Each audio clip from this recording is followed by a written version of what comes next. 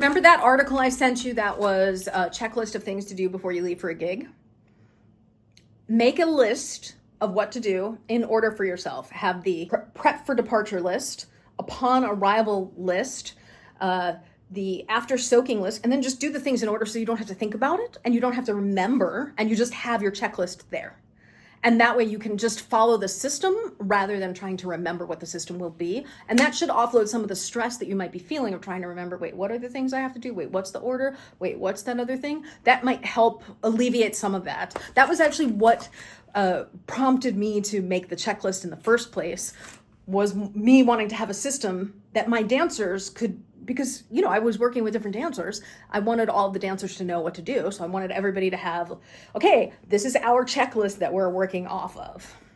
Be committed to constantly refining it to make it better so that it's more optimized to what your needs are as your needs shift over time.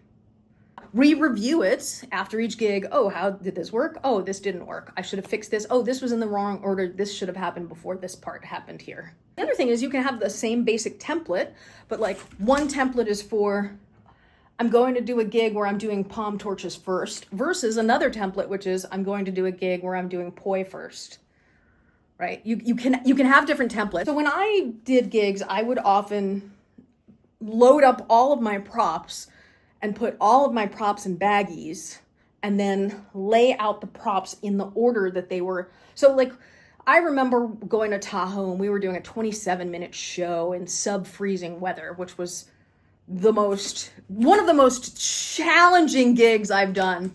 But what we did was we took 27-minute show where we had multiple partner pieces. We took all of the props, we laid them out, and then when we were reusing props, we had a placeholder for where the prop had to be re-soaked to be reused, because we didn't actually have enough props to get through the full 27 minutes without reusing any of them.